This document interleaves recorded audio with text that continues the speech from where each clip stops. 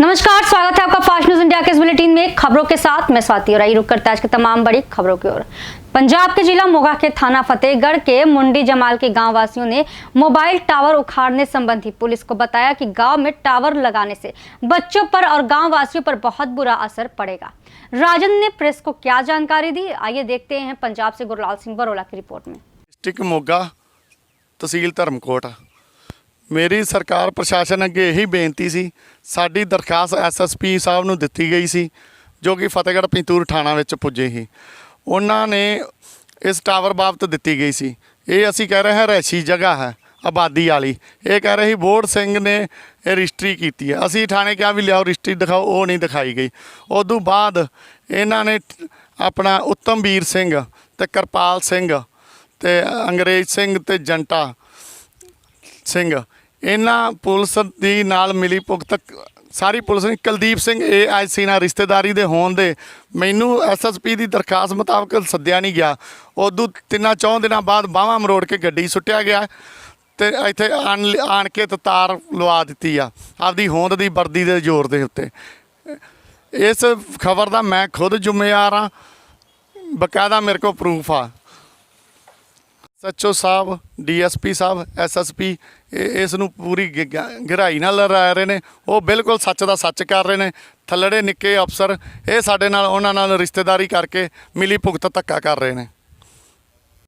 पर ये अपने इन्हां कोई मता नहीं पंचायत ने पाया सी। हुण जो मिली भुगत करदे आ वो सानूं भी पता है, प्रशासन नूं भी पता है। मेरी बेनती साडा जी पिंड मुंडी जमाल है ते मेरी बेनती है भी सानू टावर नहीं पुछे तो बिना लवाया मेथों गूठा ना। इन्हां ने आख्या भी असी आह ट्रांसफार्मर रखाउणा ते मैथों गूठा लवा के जंटा सिंह लै गए ते मैनू नहीं सी पता, मैं अनपढ़ सीगी। उत्तर प्रदेश के जिला कासगंज के थाना सोरो क्षेत्र के गांव तोलकपुर में एक घर ऐसा है जो कोरोना योद्धा होने के साथ साथ एक जिम्मेदार नागरिक होने का कर्तव्य निभा रही है।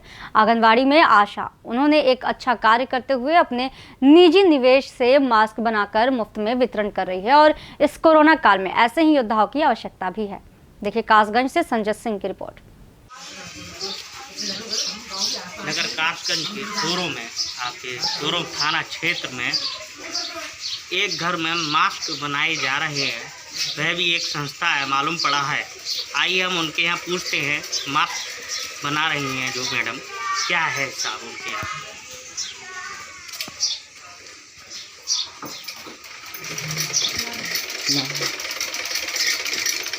मैडम मैं आपसे पूछ सकता हूँ आप किस संस्था के लिए मास्क बना रही हैं? हम माँ दुर्गा संस्था के लिए काम कर रहे हैं।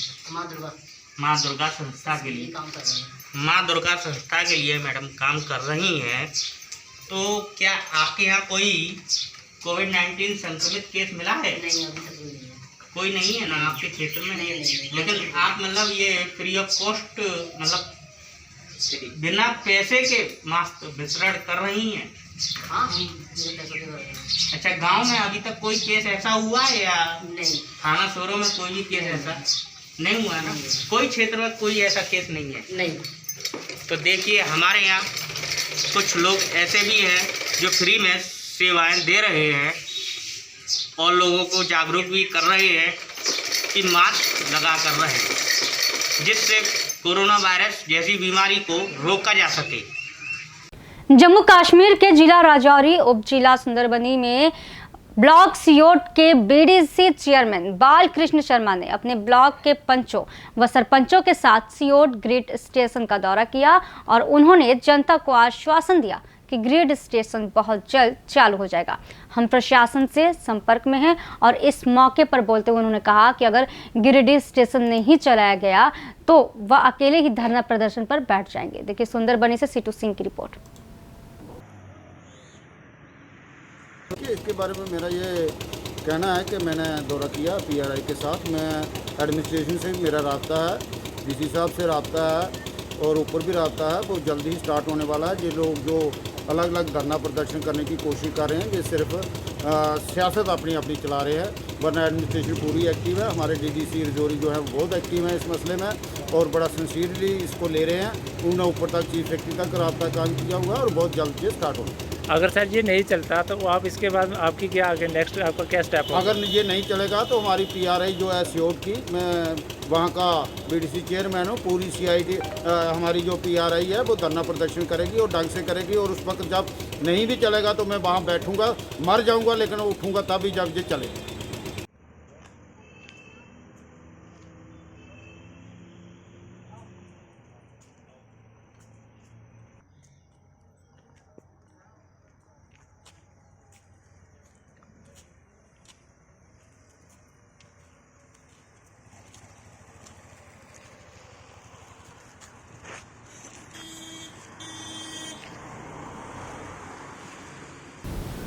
कोरोना महामारी के दौरान जहां एक और पूरा देश सहमा है, तो वहीं ऐसे भी कुछ लोग हैं जो अपने घरों से दूर होकर अपने परिवार की परवाह किए बगैर देश सेवा का अंजाम दे रहे हैं। तो उन्हीं कोरोना वॉरियर्स में एक योद्धा देवेंद्र डंग हैं, जो पेशे से एक डॉक्टर होने के साथ साथ स्वास्थ्य चेतना नाम की एनजीओ चलाते हैं।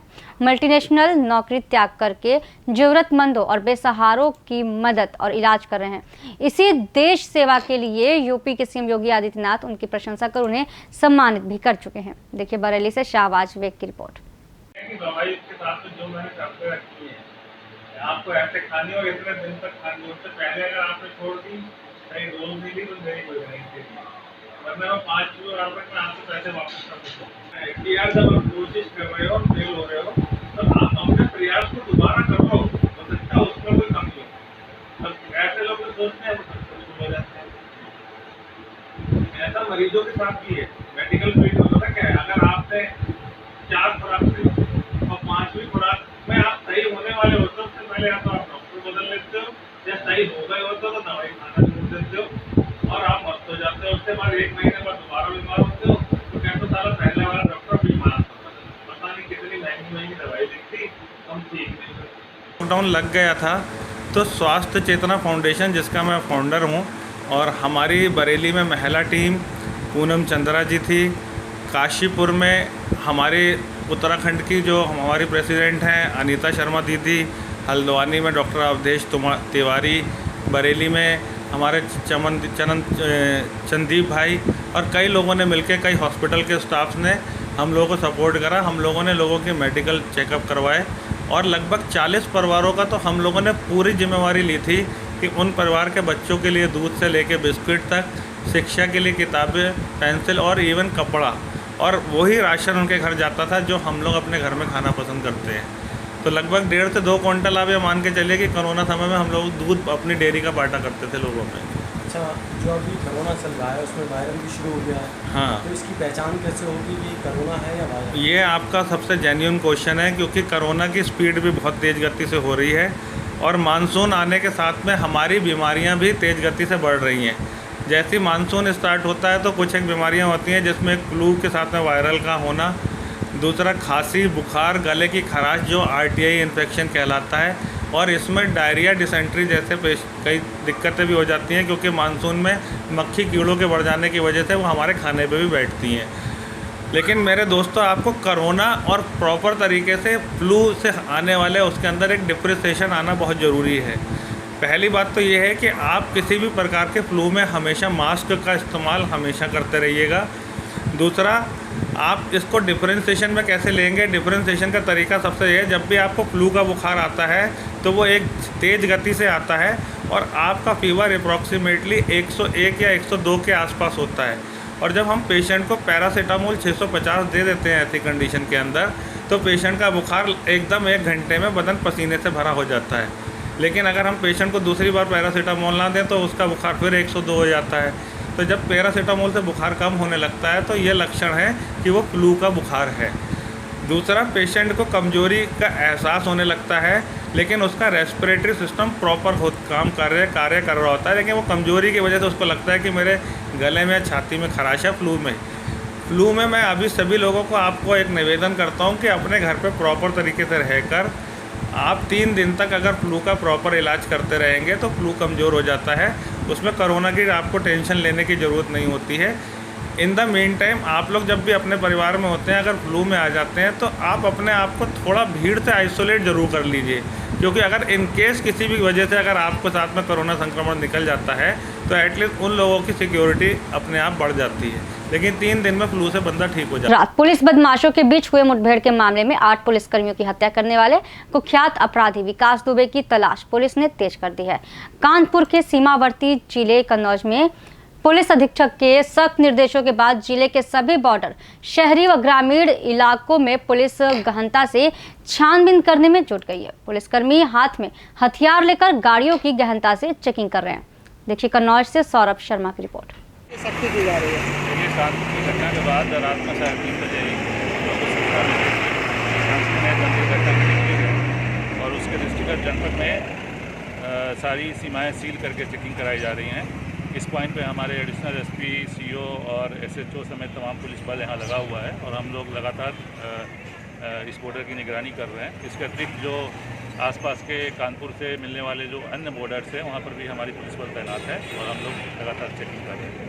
कहीं ना कहीं सर 4 व्हीलर को छोड़ के अन्य वाहनों की क्या भी चेकिंग की जा रही है? सारे वाहनों की चेकिंग की जा रही है, जिसमें कि खास करके 4 व्हीलर्स हैं, 2 व्हीलर्स हैं और रात से ये चेकिंग जारी है। और हम लोग की कोशिश ये रहेगी कि अगर इधर कोई बढ़ने की हिम्मत करता है तो उसके साथ हम लोग उसके विरुद्ध कार्रवाई करेंगे। ये थे के समाचार। आगे कुछ खास खबरों के लिए बने रहिए फास्ट न्यूज़ इंडिया के साथ। धन्यवाद।